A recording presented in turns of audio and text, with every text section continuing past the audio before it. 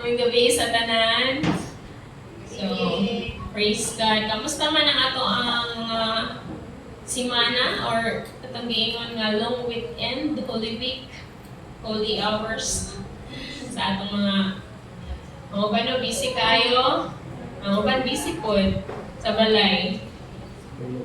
Salamat sa Ginoo kay syempre ang mga trabahante nagkaroon og kanang time nga mag-reflect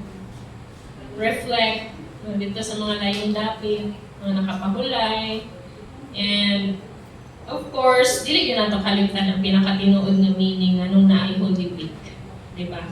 So, ang gibuhat yun ni Jesus Christ nato sa cross. So, tonight, let us reflect sa Word of God. There is sa Romans 5, verse 1 to 11. So, I am reading sa NIV nga version. Romans chapter 5, verse 1 to 11. Therefore, since we have been justified through faith, we have peace with God through our Lord Jesus Christ, through whom we have gained access by faith into this grace in what we now stand. And we rejoice in the hope of the glory of God. Amen? Rejoice ba ta? Nga sa gibuhat sa Ginoo, no? Para kitang tanan magkaroon aning justified life. And not only so, but we also rejoice in our sufferings because we know that suffering produces perseverance. Perseverance produces character, and character produces hope. So, and hope does not disappoint us because God has poured out His love into our hearts by the Holy Spirit whom He has given us. You see, at just the right time, when we were still powerless, Christ died for the ungodly. Very rarely will anyone die for a righteous man, though for a good man someone might possibly dare to die.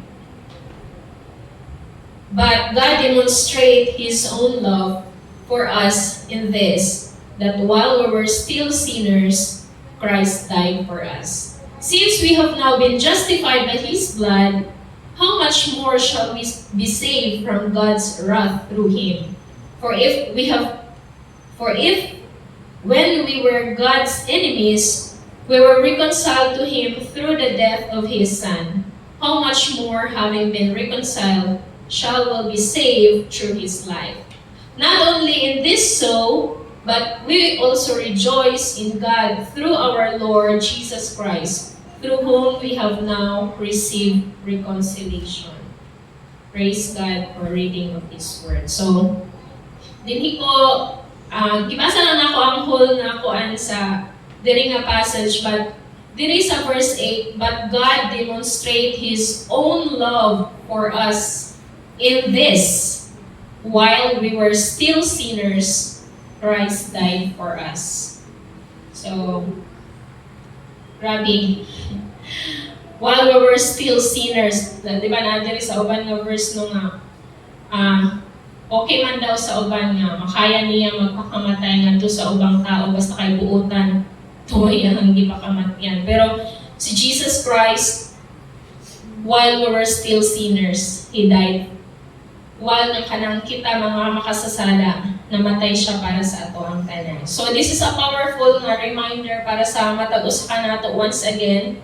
Ingon pa dira na because of our faith dira sa atong buhi nga Dios, we are now justified. Kakuan mo anong word na